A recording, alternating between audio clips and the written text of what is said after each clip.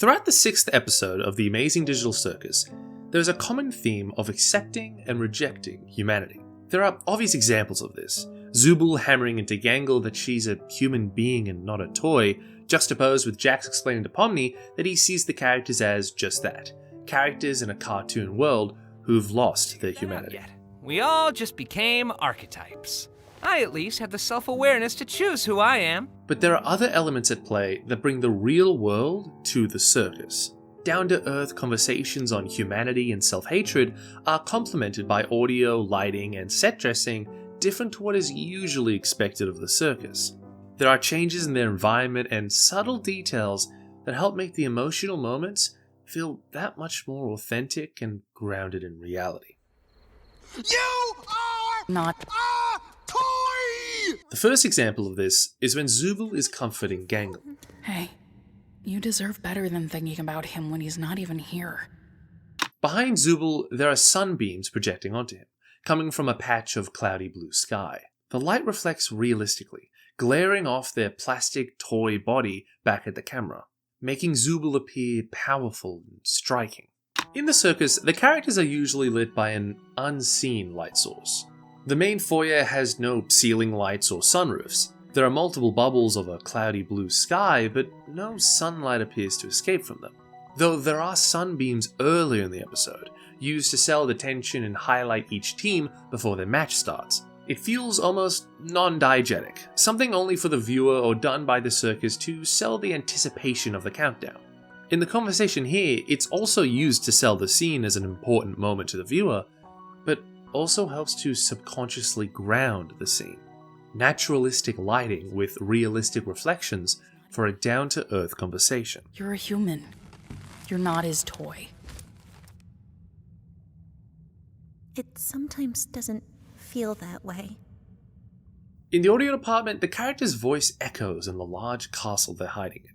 Realistically, the circus is massive, with a lot of hard surfaces. It should echo much more than it does in the foyer. But it doesn't because, for the viewer, it would be a bit annoying if every noise in the circus echoed to that intensity. The echo here, like the lighting, adds a sense of realism to the scene and helps sell just how isolated both characters are. Alone in a large castle, just the two of them, the least human-looking characters in the circus, having a very personal and human conversation. Whatever happens, I've got your back if you've got mine. Yeah. Now let's go kill Pomni and Jax. Seems like you have a hard time maintaining relationships with men. Well, just my last boyfriend. We were incompatible, to say the least. I mean, I'm a night person, and he didn't like me. And he was married. I don't know if I should mention that. After dying to Jax and Pomni, Kinga and Ragatha are left alone in the loser corner and begin to open up to one another. Are you upset that we lost? Are you upset about something else? You want to talk about it? The object that is in almost every shot in this scene, other than the characters themselves, is a large fish tank in the middle of the room. The obvious connection with these fish are made visually in the scene, with King explaining how healthy relationships function and how it's okay to give people close to you space. The way I see it, relationships are two-sided, and sometimes it doesn't make sense to do all the heavy lifting when the other isn't in the mood. But the fish also serve as another means to ground the scene. The fish act realistically, swimming in schools aimlessly through the tank, surrounded by an ecosystem of coral and plants. These are not cartoon fish, not plastic fish. They are naturalistic and lifelike, something from our reality once again breaching into the digital world. These could have very easily been a play on toy plastic aquariums. The Frutiger Aero toys with colourful fish and crazy prints lining the inside, and it would have fit perfectly with the toyetic 90s, early 2000s aesthetic of the circus. But instead, the team chose something more organic, that distances the setting from the circus. The environment they're in feels more like a quiet, secluded spot in an aquarium, with the only noise being the bubbles and soft sounds of the water, with seats scaling up the wall for children to sit on and watch the fish swim peacefully. The lighting in the scene again aids to sell this. The dark room is lit not by some off-screen unseen light source, but softly only by the light reflecting off the water. Random patterns scattered on the walls and flickering reflections on the characters' faces. All this, paired with the return of the echo, bouncing their voices off the hard wall and glass tank, make the two feel isolated together. Not in a large, empty space, but this time a small, dark room.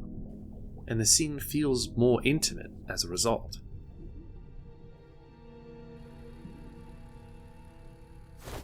Breathtaking! The committee's gonna love that. Walt, please. Let's both of us stop trying to justify this whole thing and admit you're in danger. Are you coming on to me? And now for the scene where all of this really comes together. We make such a good team. In the previous scenes, as each team opens up to one another, even though they are personal, private scenes, they are never purely silent of background audio. When Zubul is encouraging Gangle, when Kinga is comforting Ragatha, the soundtrack appears to sell the emotion of the scenes to the viewer, to subconsciously sway their emotions. But here, there is no music. The scene forces the viewer to sit in the uncomfortable reality of it. No music to sway their emotion one way or another. But the echo does return, except this time, the intimacy of it makes the viewer feel like they're in the middle of a conversation they shouldn't be listening to. Great couple. Oh my god, can you take this seriously? Can you take anything seriously? Dude, you're a cartoon clown. How am I supposed to take you seriously? You reached out to me, not the other way around. Pomni's voice acting and animation have been praised in this scene, and for good reason. Throughout the episode, she'd been encouraged to play a part, to embrace being a cartoon character. Sharp teeth, crazy expressions, leaping through the air, the gun in her hand as a toy to win a game, pulling off impossible feats that could only work in a rubber hose world. But here, the play stops, and Pomni becomes grounded. The gun in her hand doesn't feel like a toy anymore. It's hard, cold steel, with lead bullets in the chamber. Genius, an animator for the series, made a video going over this shot of Pomni he animated. Okay.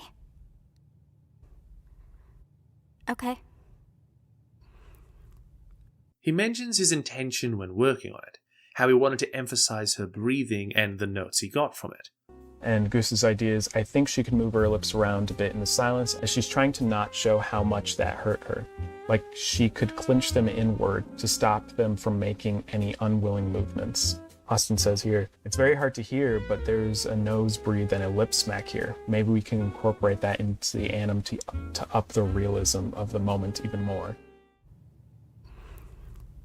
Just in case you needed proof that I wasn't being too overly analytical. In animation, every little aspect of a shot is meticulously looked over and planned out to help sell the intention of the scene. From the animation to the voice acting and direction. Throughout this scene, when Jax is hiding behind a persona of a cartoon, he over-expresses. Acting over the top and playful, his voice almost sounding like a soundboard of prepared phrases, treating his surroundings like a cartoon when Pomni is having none of it. Lame! Come on, I thought you were cool. Delusional! You sound like Ragatha right now. No wonder we're not a team. There are moments where he starts to break character, but quickly tries to continue the charade.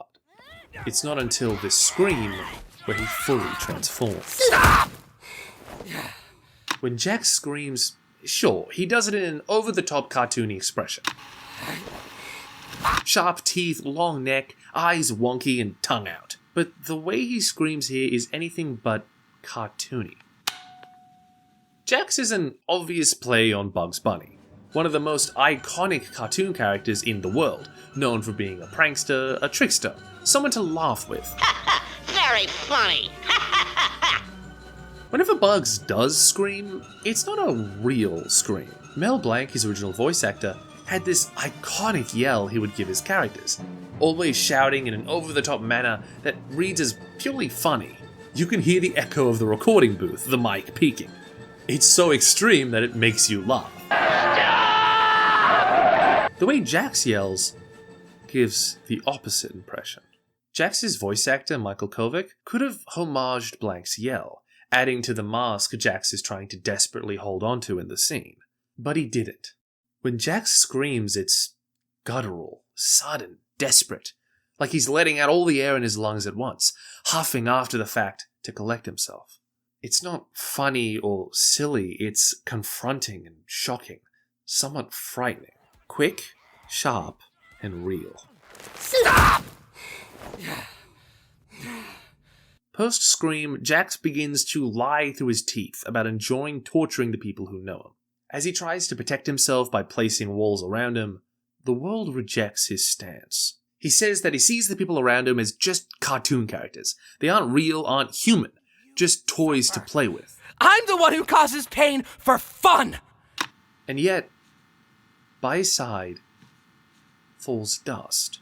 If you didn't know, dust isn't just dirt or muck kicked up into the air. It's dead skin cells. In the world of the circus, it doesn't make sense for there to be dust. The characters are stuck in a digital world with almost plastic or cloth skin.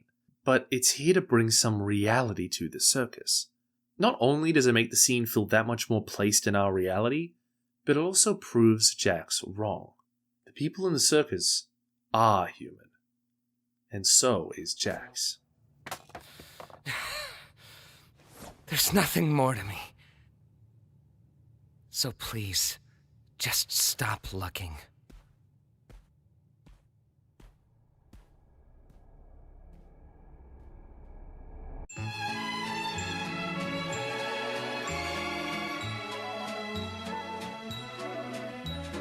The final scene of the episode that portrays the circus under a realistic light is the scene with Jax in the theatre. The environment, like in King and Ragatha's scene, is a real-world one. A public bathroom with stalls, sinks, and mirrors. Dirty mirrors. Mirrors with human handprints. Again, we are grounded into a realistic environment for an emotionally sensitive scene. The sound of running water, the music from the ceremony muffled through the walls and door, his heart bursting out of his chest and his ears ringing, all bombarding him while he stares at himself in the mirror and hates what he sees. Jax went from a character rejecting his humanity to having one of the most human and relatable scenes in the episode. Many people see this as Jax coming close to abstracting, and they're likely correct. But I think the theme of humanity in this episode points to this being much more mundane and normal. He's not abstracting or glitching, he's having a panic attack.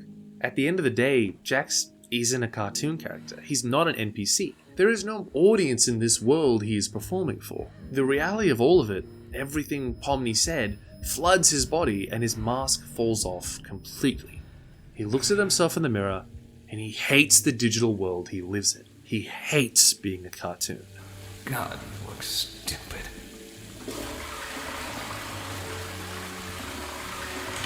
So, for the final example, I think it's worth mentioning the significance of the episode's use of Daisy Bell. Daisy,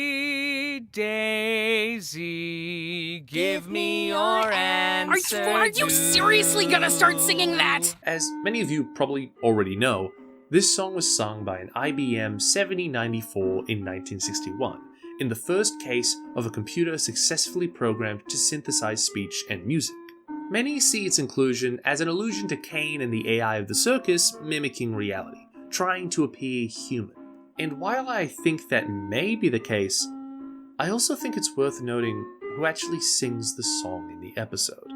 A song originally sung by a machine trying to mimic humanity, and here sung by a human trying to embrace the machine. Daisy, Daisy, give me your answer too. I'm half crazy, all for the love of you. We're still people, though, right? I thought we were at first, but as time goes on, we just end up falling into our archetypes. Become part of the machine. What's your archetype, then? The villain? God, you look stupid. Thanks for listening.